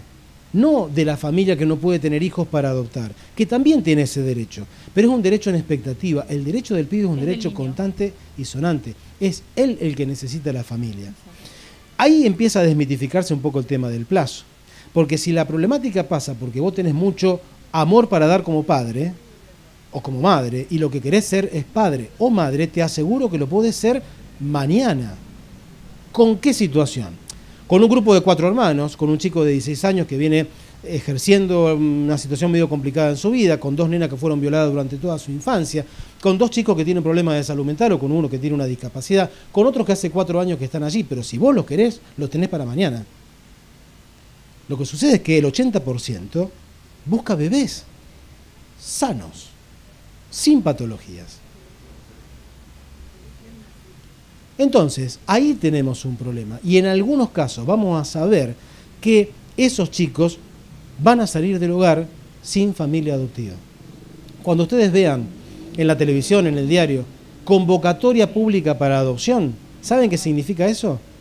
Que se agotó la lista de postulantes provinciales para adopción y se agotó la lista de las 24 provincias para la adopción y nadie postula por esos chicos. Cuando se pide convocatoria pública, se está pidiendo que gente que quizás nunca pensó en adoptar, pero que esté en condiciones de hacerlo, se le prenda la lamparita y diga, mira, yo puedo recibir 4 adolescentes. O dale, uno de 8, de 10, de 14 y de 16. Yo estoy en condiciones de hacerlo. Y esto no es una crítica a los padres adoptivos, porque ahí está el límite de hasta dónde te da el cuero. A ver, una de las primeras convocatorias públicas que hicimos era una nena que en ese momento tenía 14, 15 años, pero aparentaba 10, con un problema de salud mental muy serio, un retraso madurativo muy serio, con 2 hermanos esquizofrénicos, la madre esquizofrénica y un padre sordomudo que no había sido estimulado en su momento, por ende aparentaba un retraso madurativo en los hechos. Durante toda su infancia había pasado momentos muy complicados en su casa, porque estaban librados a la buena de Dios. Pasaba lo que a ustedes se les pueda imaginar. La nena estaba en un hogar hacía ya mucho tiempo, muy institucionalizada, no se expresaba normalmente así, no tenía un lenguaje reconocible y la palabra mamá tan solo la dirigía a la que era su mamá biológica. Se intentaron con 2 o 3 familias, ninguna logró una adaptación, ella, la nena, a esa familia, ni la familia para con la nena. Pregunta, ¿cuántos de los que estamos acá están en condiciones de adoptarla? En serio, ¿eh? O sea, ¿cuántos están en condiciones de adoptarla? Nosotros hicimos esa pregunta, se anotaron 100 familias. De un día para el otro, 100 familias. En el primer día se cayeron 48 familias. En el segundo día se cayeron unas cuantas más y con las pocas que se pudo entrevistar, ninguna aceptó el desafío. Porque no le daba, o sea, no es porque eran mala gente, no pasa por ahí. Porque haciendo un análisis de la situación no alcanzaba. Ahora, ¿se entiende por qué el problema no pasa? Porque se tarda mucho para lograr ser padre o lograr ser madre. Que no pasa por ahí la cosa. Pasa por otro lado y es totalmente válido que vos quieras tener como hijo un bebé y es responsabilidad del Estado hacer las capacitaciones que hagan falta para ir estirando eso. Y para que vos te des cuenta, si vos arribás ahora al sistema de adopción o arribaste en los 40 años y ahora tenés 50, que a lo mejor tu pretensión tiene que ser de un pibe más grande quizás, o que en tu situación puedas aspirar a tener un grupo de hermanos, ¿sí? Y si vos seguís diciendo que no, bueno, esa es tu decisión, es respetable. En eso yo no coincido con la gente que hace una crítica a mansalva a los padres adoptivos, porque no es así para nada. Pero esa es la realidad de lo que nosotros tenemos. ¿Sí? 4 años son una barbaridad. Ahora, hay una responsabilidad compartida en eso, ¿eh? Porque si pasaron 4 años quiere decir que también hay un juez que tiene que controlar. Hay un sistema judicial que está puesto ahí para controlar el plazo. Y si el plazo se pasa, también es responsabilidad del Poder Judicial. Ah, bueno.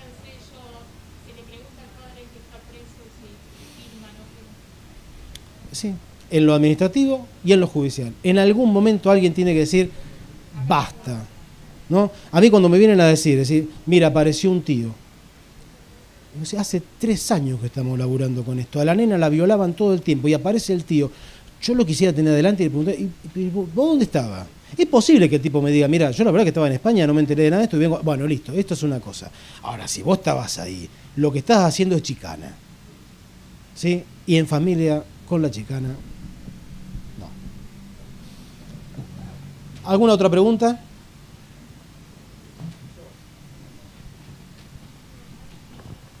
Marcelo, bueno, en esto, ¿cuánto tiempo es un tiempito que cruza toda la sociedad argentina? Me parece en un montón de temas, ¿no?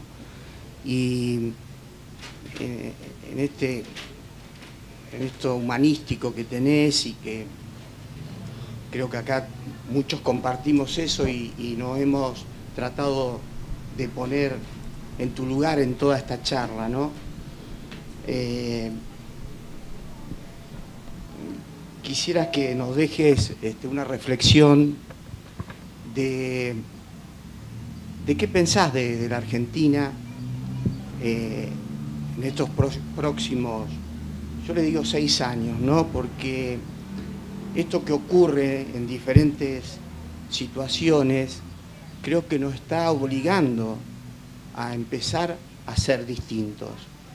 Y creo que esta pandemia que nos tocó vivir mundialmente y que estamos afrontando a nivel país y que Dios quiera que salgamos, creo que estamos saliendo, pero que también nos pone en un desafío, ¿no?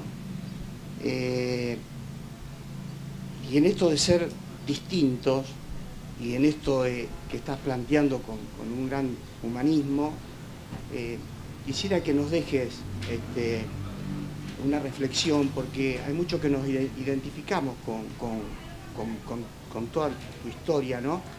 Especialmente los que ya peinamos canas y que hemos participado bastante en tratar de cambiar desde nuestros lugares. Vemos como que queremos que quede esa semilla en la Argentina, y creemos que en este contexto mundial la Argentina tiene posibilidades de estar en otro lugar, y lógicamente que hay que tomar algunas medidas de alguna manera trascendentales, porque con estas no alcanzan, ¿no? Entonces, desde ese punto quisiera que nos dejes una reflexión de cómo ves vos el futuro inmediato de la Argentina, ¿no? A ver, vamos a intentar hacer una respuesta en la medida de lo que un juez puede contestar esa pregunta. No como abogado, sino como vos. Está bien, pero por eso te digo, pero yo además de juez soy ciudadano, pero tengo unos límites como juez. O sea, yo no podría hacer una respuesta que pueda ser interpretada como un posicionamiento político, partidario me refiero, ¿no? Entonces hay un punto en donde eso yo voy a tratar de ser lo más prudente posible. Yo creo que una cosa que uno tiene que empezar a pensar es dejar de mirarse el propio ombligo, ¿no? O sea, empezar a mirar el ombligo del otro. El problema nosotros somos también los otros, ¿no? O sea, cuando yo hablo del otro, también somos nosotros, ¿no? O sea, por ejemplo, el concepto de el derecho es el otro, los derechos son los de los otros, el derecho son los que la gente ejerce, desde esta perspectiva es un posicionamiento, es decir, bueno, el derecho es de la gente, el derecho no es de los funcionarios, el derecho no es de los que están. El concepto de somos todos gente, y más allá de nuestro posicionamiento político, de la perspectiva que tengamos que ver, hay una cosa que nos tiene que unir. En alguna cosa hubo algo en la pandemia un tanto esperanzador, de un trabajo en común, de un trabajo que después, bueno, empezó a embarrarse la cosa, ¿no? Como a ensuciarse un poco esa perspectiva que uno ve. Que cuando vos te encontrás con otro, ese otro tuyo no es un enemigo, sino que esa otra persona es alguien que tiene que estar con vos y acompañándote. Y por otra parte, empezar a entender que nosotros no tenemos un país tan de mierda como nos quieren presentar, ni mucho menos. Si vos fuiste y viajaste al exterior, a los países más desarrollados, vas a empezar a mirar tu propio país, excepto que vengas nublado, ¿no? Nublado y con tanto odio al propio país que no lo quieras ver, en donde empieces a encontrar cosas que son muy valiosas, muy valiosas. Lo vimos en la pandemia. Nosotros somos parte de un país en donde un sistema de salud ha respondido, público, especialmente en esta provincia, ha respondido al desafío enorme que implicaba esto.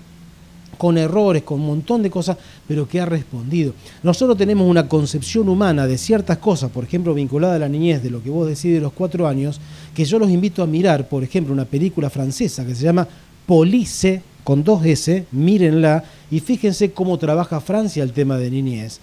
No sé si seguirá así, pero en esa película lo marca muy claramente. Es una película semidocumental, y ahí te vas a dar cuenta que nosotros no trabajamos tan mal el problema de niñez. El problema que tenemos es quizá una falta de recursos, pero no una falta de concepción de cómo tenemos que abordar esa situación.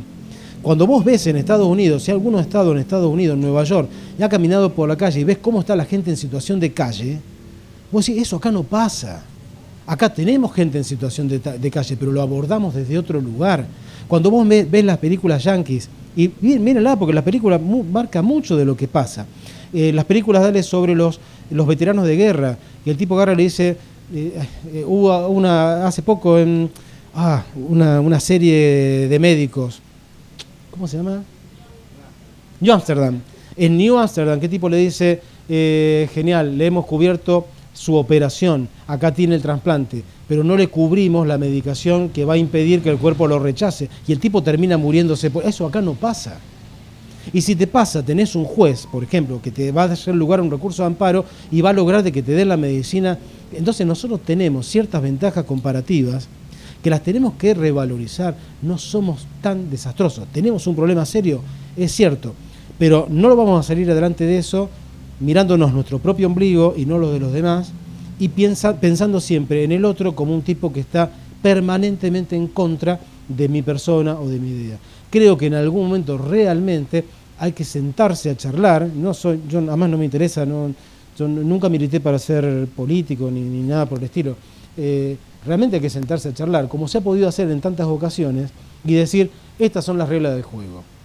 Como hicieron los españoles en el Pacto de la Moncloa. Sí, muchachos, estas son las reglas del juego. Después, con el paso del tiempo, las cambiaremos. Pero sobre la base de esto, tenemos que construir. ¿Es complicado? Sí, es complicado. Espero haber dado una respuesta, no haberme pasado de nada y bueno. Mi pregunta es, ¿crees que los jueces y la justicia está muy expuesta? Porque yo leo un edicto judicial sobre un abuso sexual que dice que Lisandro S. fue condenado a 25 años de prisión efectiva. Lisandro S. Lo condenó el juez Juan Pérez con los querellantes, con el testigo, con el fiscal Juan Antonio Luque y todo esto. ¿No queda muy expuesto la figura de la justicia? Primero, si la noticia es Juan S. y ya está condenado, es un problema del diario que no pone el apellido. En general no se pone el apellido mientras está en proceso. ¿Por qué? Porque la persona se la considera inocente hasta tanto se decida lo contrario. Los nombres de los jueces son los que tienen que ser, son los nuestros. Y vos sos funcionario público, decidiste ser eso, nadie te obligó a ser juez, vos sos el que firma, el que pone el gancho, y sí, tiene que saberse tu nombre. No el de los testigos, no, testigos yo no he visto que se nombre a los testigos, pero sí el del fiscal, el que decide es el juez fulano de tal. Y decidiste ser eso, punto. Con todos los riesgos que eso implica. A mí me ha pasado, los jueces penales viven otra situación. Ojalá, si ustedes tienen un amigo juez penal de los que laburan bien y que son la enorme mayoría, por lo menos que vos tenés que vivir con tu casa con vidrios blindados, un policía permanentemente en tu casa. Si vas a la pileta en el club en verano, el policía discretamente te acompaña a la pileta del club porque te tiene que hacer una custodia en forma permanente y vos decís, hay que vivir así, hay que vivir así. Pero bueno, nadie te obligó a hacer eso. O sea, vos sos funcionario público, te tenés que hacer cargo de ser y eso vale para cualquier funcionario público. Depende del nivel, también va a ser el grado de disponibilidad o no. Ayer debatía con unas maestras, dice, pero si nosotros denunciamos, vamos todos los días al barrio y esperamos el colectivo a la parada y el padre denunciado, bueno, por ahí cambia la cosa. También es funcionario público, pero no está en la misma situación. Está en otra situación de exposición. Yo creo que los jueces ahí hay que bancarse la situación. Es como el gobernador. Nadie puede negar quién es el gobernador ni quién es el ministro. Bueno, te tenés que bancar la situación porque decidiste ser eso. Agarraste el puesto, tiene muchas ventajas el puesto. Tiene muchas ventajas, tiene esas otras desventajas. A mí me ha pasado, yo soy un tipo que siempre va temprano a trabajar. En invierno, temprano es temprano, ¿no? Está de noche. Y me ha pasado de un tipo que me acompañó 1,5 cuadras hasta el tribunal, diciéndome muy levemente, vos sos el que no me deja ver a mis hijos, vos sos ¿te acordás, Juli? Y cuando el tipo llegó a una camioneta 4x4 que tenía, se subió, prendió las luces, encaró por calle Balcarce así como para subirse a la vereda. En vez de subirse a la vereda, siguió y me dijo, vos tenés 2 hijos, ¿no? Y ahí no salí en la prensa, no salí en ningún lado, pero yo al tipo lo vi en la audiencia. Bueno, pues son las reglas del juego, muchachos. Eso. El otro tema es que es el Lisandro XX que cometió esa aberración en un pueblo como Cañada de Gómez, por decir, una localidad chica, no corre el riesgo de que por ahí la sociedad salga a impartir justicia que por ahí no corresponde. Ese por ahí, digamos, uno de los motivos por lo que el periodismo por ahí no nombra también esos nombres. Porque yo tengo mis dudas que sea por eso. Yo creo que es una cuestión de responsabilidad civil. Están pensando tan solo en que si no es, puede ser demandado el diario. No sé si lo piensan tanto, porque la verdad que situaciones de linchamiento hemos tenido en Rosario, una ciudad muy grande, en donde no generalmente por la condena, sino por un delito, se afanó un celular y lo mataron a piñas, ¿no? Eso ha sucedido. Lo vieron robándose el celular Y después la gente te dice, ¿por qué condenaron al tipo que lo mató? Y bueno, ahí tenemos un problema en nuestra comunidad, ¿no? Ahí tenemos un problema serio. Tenemos un problema serio respecto de eso y tenemos un problema serio de racismo, que si no lo queremos ver es porque no nos damos cuenta, digamos, ¿no? Pero el problema de racismo lo tenemos. Yo, en una oportunidad, y está en el tiempito, en la obra de teatro está, hay uno de los monólogos, era una chica que había venido, yo no me acuerdo si de Bolivia o de Paraguay, que había dado a luz y había dejado a su hijo en el hospital.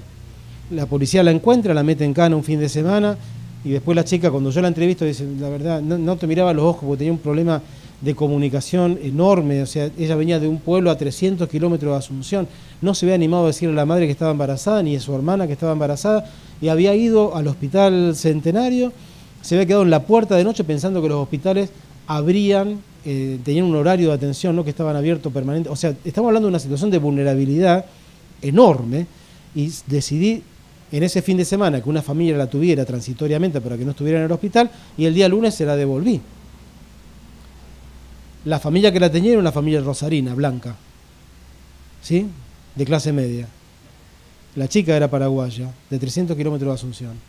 La capital, cuando salió la noticia, tuvo que bloquear los comentarios por el nivel de agresividad de la gente para con el juez. En mi barrio, yo soy de un barrio ahora con mucha construcción de altura, pero que en realidad es un barrio obrero, de ferroviarios y metalúrgicos. En mi barrio me conoce gente de toda la vida, ¿no? Gente que me ha visto, gente que jamás me dice que soy juez y que en esa semana, por ejemplo, me ha pasado esto. Un amigo personal que me dijo, durante un tiempo no te voy a hablar. ¿Cómo hiciste eso? Una señora en la granjita. ¿Qué estabas pensando cuando le devolviste el chico a esa mujer? Gente de barrio, ¿eh? Si nosotros no podemos entender que ahí hay racismo, no entendemos nada. La gente que te dice, ¿por qué todos los que tienen planes no salen a laburar? ¿Y por qué no hacen esto? Ah, genial, llévala a tu casa para que trabaje de empleada doméstica. ¿Quién la lleva? Vamos. Bueno. ¿Seguimos?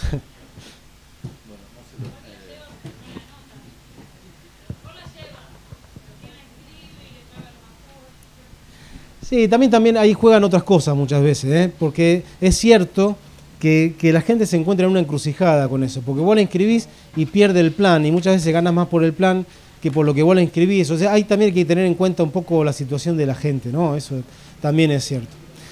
Bueno, los espero el 30, ojalá que la podamos pasar por YouTube, la presentación del nuevo libro. Si la pasamos se van a enterar y que después puedan accederlo para hacer sus comentarios. Si pueden, miren la obra de teatro por YouTube. ¿Cuánto tiempo es un tiempito? Ponen teatro y los va a mandar al canal de YouTube para verla concreta. Gracias, muchas gracias a todos. Bueno, muchas gracias. La verdad que ha sido muy enriquecedora la charla y me parece que no va a ser la última, seguramente en la ciudad, porque la verdad es que me parece que cuando a uno se le pasa muy rápido una charla tan larga es porque la verdad es que ha sido muy grata. Así que en nombre de la intendenta y todo el equipo de gobierno un pequeño obsequio y muchas gracias por estar presente.